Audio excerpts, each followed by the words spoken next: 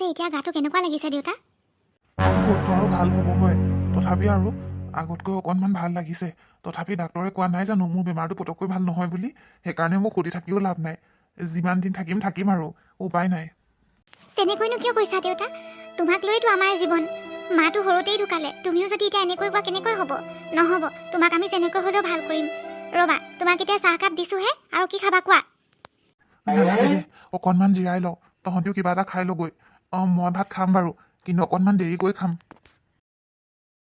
মই যে কি কৰোঁ একেবাৰে ধৰিবই পৰা নাই। চহৰলৈ যাওঁৱে নেকি কাম বিচাৰি। দেউতাই আমাক ইমান দিন খোৱালে, এতিয়া দেউতা যে বেমাৰত পৰি আছে, কেনেকৈ চিকিৎসা কৰাম বাৰু? বৰ চিন্তা হৈছে মোৰ। অ' বাই, তই এটা কাম নকৰ কিয়? এই গাঁওবুঢ়া কাইদেউৰ ওচৰলৈ গৈছা। গাঁওবুঢ়া কাইদেউৱে শুনিছোঁ সকলোকে সহায় কৰে বিপদত পৰিলে। গতিকে তই পইচা দুটকামান বিচাৰিছা, পাছত ঘূৰাই দিম বুলি কবি। কিন্তু দেউতাৰ চিকিৎসাটো অতিকৈ জৰুৰী হয়। ব'ল নহ'লে দুইজনীয়ে গৈ খবৰ কৰি আহোঁগৈ। হ'ব তেতিয়াহ'লে ব'ল, সেয়াই কৰি চাওঁ। তাৰ পাছৰখিনি পাছত চিন্তা কৰিম। ইমান ডাঙৰ বেমাৰ হৈছেনে তাই? ডাক্তৰেও একেবাৰে চিকিৎসা কৰিব নোৱাৰাকৈ? তাৰমানে চহৰতহে নিব লাগিব। চহৰত চিকিৎসা কৰালে কিন্তু বহুত পইচা লাগিব। লাখ টকাৰ তলত কিন্তু নহ'ব তোমালোকৰ। তাকে গাঁওবুঢ়া কাইদেউ, সেইকাৰণে আপোনাৰ ওচৰলৈ আহিছোঁ। শুনিছোঁ আপুনি বোলে মানুহক বহুত সহায় কৰে। আমাকো সহায় কৰি কিবা এটা আমাক উদ্ধাৰ কৰক আৰু।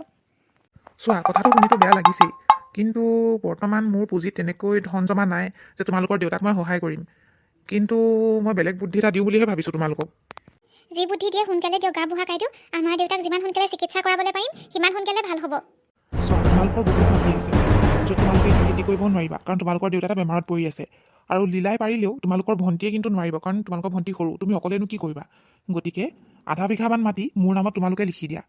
যদি মাটিখিনি দিবলৈ পাৰা, তেন্তে সেই পইচাখিনি মই কেনেবা কৰি যোগাৰ কৰি তোমালোকৰ দেউতাৰ চিকিৎসাৰ বাবে মই দি দিবলৈ পাৰিম, আৰু তোমালোকে চহৰত গৈ দেখুৱাই আনিবলৈ পাৰিবা। নহ'লে মই তোমালোকক এনেকৈ পইচা দিবলৈ আৰু নোৱাৰিম। বহুত মানুহক সহায় কৰিলোঁ, আৰু নোৱাৰোঁ। ভণ্টি, কি কৰোঁ বাৰু মই বৰ বিপদত পৰিছোঁ কিন্তু। একো নহয় বা, দি দে, উপায়তো নাই। নহ'লে দেউতাৰ চিকিৎসা আমি কেনেকৈ কৰোঁ আকৌ? আৰু বাকীখিনি মাটি আছে যে, সেই তাতে আমি দেখোন চব্জি খেতিয়ে কৰিবলৈ পাৰিম। সেই তাৰ পৰা চব্জি বেছিও পইচা পাম। গতিকে আধা বিঘা নালাগে, অলপমানহে তই বিক্ৰী কৰ যদি। ঠিক আছে দিয়ক গাঁওবুঢ়া কাইদেউ, মই আপোনাক একঠা মাটিকে লিখি দিম। কিন্তু কথাটো হৈছে কি, সেইখিনিও বিক্ৰী কৰিবলৈ মন নাছিল আমাৰ, কাৰণ সেইখিনি আমাৰ পৈতৃক সম্পত্তি। আমাৰ তেনেকৈ ইমান অধিকাৰ নাই বিক্ৰী কৰি খোৱাত বা চিকিৎসা কৰোৱাত। মই আচলতে নিজে কাম কৰিয়ে দেউতাৰ চিকিৎসা কৰাম বুলি ভাবিছিলোঁ, কিন্তু এতিয়া নোৱাৰিছোঁগৈ আৰু।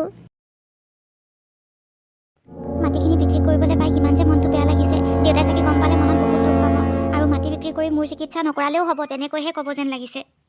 বা, ভালৰ বাবেতো কিবা এটাতো কৰিবই লাগিব, উপায়তো নাই। বাৰু বাদ দে সেইবিলাক, ব'ল এতিয়া শুই থাকোঁগৈ। দেউতাকো ভাত দিবলৈ আছে। ৰাতিপুৱা গৈ পেলাই সেই খেতিখিনিত আকৌ ধৰিবগৈ লাগিব। চব্জি খেতি কৰিম যেতিয়া চিন্তা নাই। এতিয়া আৰু এই শাকখিনি আৰু কৰিলোঁ যেতিয়া চিন্তা নাই। আৰু অলপমান ডাঙৰ হোৱাৰ পাছতে এইখিনি বিক্ৰী কৰি আমি দুবেলা দুমুঠি অন্ততঃ ধুনীয়াকৈ খাই থাকিবলৈ পাৰিম। আৰু সেই পইচাখিনিয়ে গাঁওবুঢ়া কাইদেৱে যোনখিনিয়ে দিব, সেইখিনিয়ে আমি দেউতাৰ চিকিৎসা কৰাই ল'ম। সেয়াই কৰিম, নহ'লেতো উপায় নাই। বৰ ভাগৰ লাগিলে পাই। যাওঁ, হাত মুখ ধুই ভাতকেইটা খাই লওঁগৈ।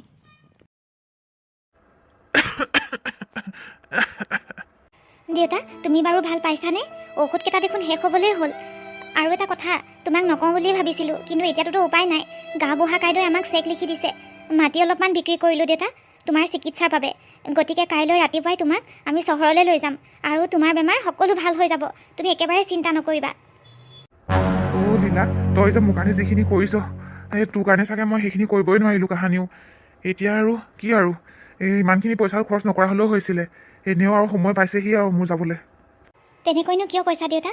তোমাৰ কাৰণেতো সকলো কৰি আছোঁ। তুমি একো চিন্তা নকৰিবা, তোমাৰ ভাল হ'বই। হাত পাত লগাইছিলোহে আমি, এয়া দেখোন গোটেই বাৰীখনে জ্বলি গ'লগৈ। অ' বাই, কি হৈছে এইবিলাক? বিপদতে বিপদ দেখোন। ভাবিছিলোঁ একঠা মাটি বিক্ৰী কৰিম, বাকীবোৰ বিক্ৰী নকৰোঁ। কিন্তু এতিয়া দেখিছোঁ আধা বিঘা নালাগে, এবিঘা দুবিঘা সকলোৱে বিক্ৰী কৰি দিব লাগিব। নহ'লে দেখোন আমি দেউতাৰ চিকিৎসাই কৰাবলৈ নোৱাৰিম। আৰু চব্জি বিক্ৰী কৰা কথাটোও গ'ল। আৰু একঠা মাটি বিক্ৰী কৰিনো আমি কিমাননো পইচা পাম? দেউতাৰ চিকিৎসা কৰাবলৈ নোৱাৰিম নহয় চহৰত।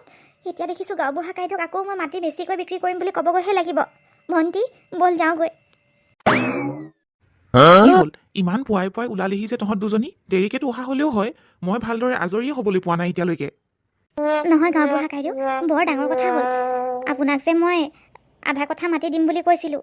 এতিয়া কথাটো হ'ল কি, এতিয়া যে আপোনাক মই চাগে 2 বিঘা মাটিয়ে দিব লাগিব, সেইকাৰণে মাটিৰ কাগজ-পত্ৰ সকলোৱে লৈ আহিছোঁ। আচলতে আমি যিখিনি মাটিত ধুনীয়াকৈ শাক পাচলিৰ খেতি কৰি বিক্ৰী কৰি চলিম বুলি কৈছিলোঁ, সেই মাটিখিনিত আমি ঠিকেই খেতি কৰিছিলোঁ, কিন্তু নাজানো কেনেকৈ কি জ্বলি গ'ল সকলো। আমাৰ এতিয়া আৰু নোৱাৰোঁ আৰু একো নতুনকৈ গুটি কিনিম বুলি ভাবিছিলোঁ, একোৱে কিনিবলৈ নোৱাৰোঁ। শাকৰ বীজ দিছিলোঁ, কিবা কৰিছিলোঁ, একোৱে নাই এতিয়া। আৰে, এইটো দেখোন বৰ ডাঙৰ কথা হ'ল। গাঁওবুঢ়া কাইদেউ, এয়া লওক সকলো মাটিৰ কাগজ-পত্ৰ কি কেনেকৈ লিখা আছে আপুনি চাই লওক। মাত্ৰ আপুনি 2 বিঘা লৈ ল'ব, নহ'লে বা আমাৰ দেউতাক মই বচাবলৈ নোৱাৰিম। যিমান পাৰোঁ সোনকালে কৰিবলৈ চেষ্টা কৰিছোঁ। পইচা কেইটকা সোনকালে লাগিছিলে গাঁওবুঢ়া কাইদেউ। এইটোহে আৰু বেয়া হ'ল পাই।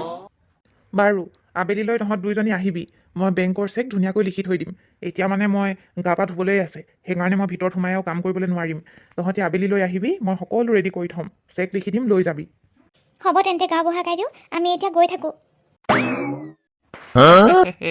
গাঁওবুঢ়া কাইদেউ, তোৰ কিন্তু কিছু বুদ্ধি আছে দেই। কেনেকৈ ভালদৰে মাটিৰ হাত কৰিব পাৰে, সেয়া বুদ্ধি মোৰ পৰা কোনোবাই লগ। হা হা হা হা।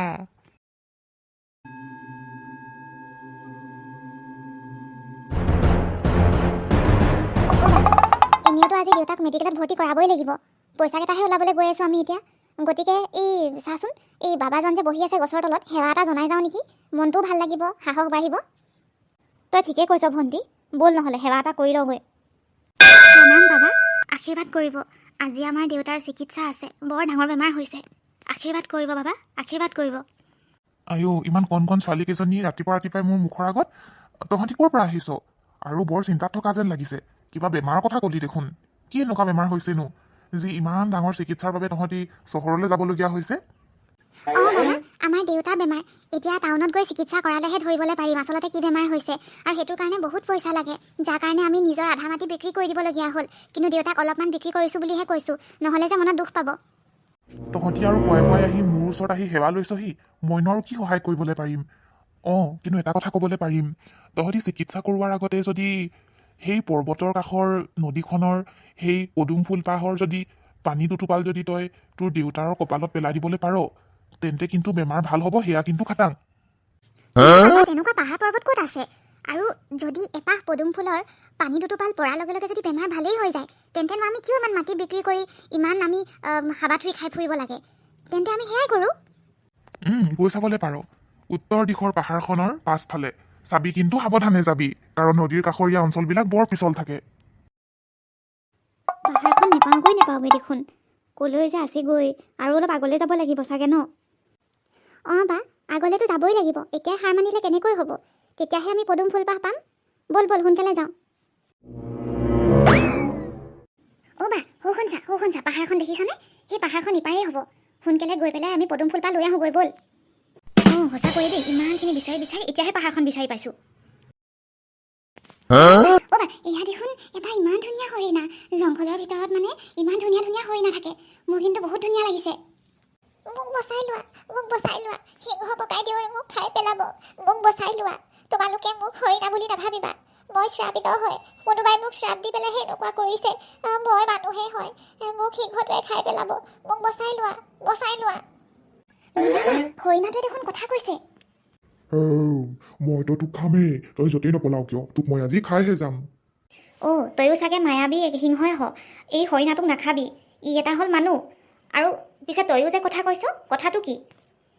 মইতো আজি শুনাই নেৰিছো। খাম বুলি কৈছো যেতিয়া মই খামেই।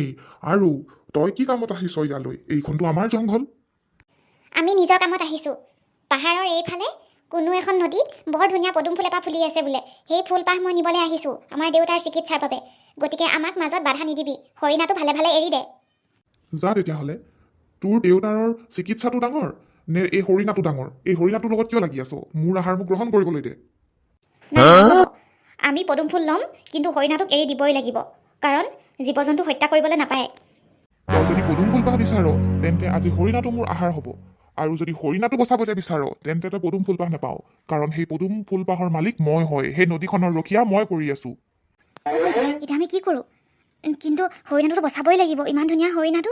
দেউতাক বাৰু আমি যেনেকৈ হ'লেও চিকিৎসা কৰাবলৈ পাৰিম, কিন্তু হৰিণাটোক যদি খাই পেলাই বৰ ডাঙৰ কথা হ'ব। নাই, আমি হৰিণাটোৱে বচাম। তোমালোকে পৰীক্ষাত উত্তীৰ্ণ হ'লা। সিংহ হৰিণা বুলি একো কথা নাই, সেয়া মই ভাও ধৰিহে আছিলোঁ। সেই নদীখনক মই ৰক্ষা কৰি আছোঁ। আৰু সেই ফুলপাহ সঁচাকৈ যাদুকৰী হয়। যোৱা, তোমালোকে লৈ ল'বা। তোমালোক বৰ ভাল মনৰ হয়। ইয়াত বহুত মানুহ আহিছে কিন্তু সদায় এই পৰীক্ষাটোতে উত্তীৰ্ণ হ'ব পৰা নাই তেওঁলোকে ইয়াৰ পৰা ঘূৰি যাবলগীয়া হয় কিন্তু তোমালোক সঁচাই ভাল মনৰ সেইকাৰণেহে পৰীক্ষাত উত্তীৰ্ণ হ'লা দেৰি নকৰিবা যোৱা লৈ লোৱাগৈ দেউতা তুমি যে ঘৰৰ চোতালত তুমিতো থিয় হ'বই পৰা নাছিলা তোমাৰতো ইমান অসুখ আছিলে এয়া কি দেখিছোঁ মই অঁ লীলা মই এতিয়া সম্পূৰ্ণ সুস্থ মোৰ একো বেমাৰ নাই নাজানো কেনেকৈ কি হৈ গ'ল মোৰ কাহটোও ভাল হৈ গ'ল এতিয়া মোৰ গোটেই বডিটো বহুত আৰাম লাগিছে গোটেই শৰীৰ মোৰ ভাল একোৱেই মোৰ বেমাৰ নাই মই থিয় হ'বলৈ পাৰিছোঁ তাতকৈ আৰু কি আল লাগে আৰু তহঁতক আৰু প্ৰমাণ মোক একো দেখাব নালাগে মই নিজে নিজে ভাল হৈ গ'লোঁ কেনেকৈ ভাল হৈ গ'লোঁ মই নিজেই নাজানো আৰু গাঁওবুঢ়া কাইদেউ আপুনি বাৰু দেউতাক কৈ দিলে নেকি বাৰু মাটি বিক্ৰী কৰাৰ কথা কেনেবাকৈ লীলা তই মোক বেয়া নাপাবি মোৰ বহুত ডাঙৰ ভুল হৈ গ'ল আচলতে মই ক্ষমা খুজিবলৈহে আহিছিলোঁ তই মোক একথা মাটি দিম বুলি কোৱাত মোৰ মনটো আৰু লোভীয়া হৈ পৰিছিল সেইকাৰণে আৰু মাটি হাত কৰিবলৈ বিচাৰিলোঁ তোৰ পৰা আৰু তোৰ খেতি মাটিখিনিত জুই লগাই দিওঁতা ময়ে আছিলোঁ আৰু তাৰ উচিত শাস্তি মই পাই গ'লোঁ মোৰ ছোৱালীজনী সেইদিনাখন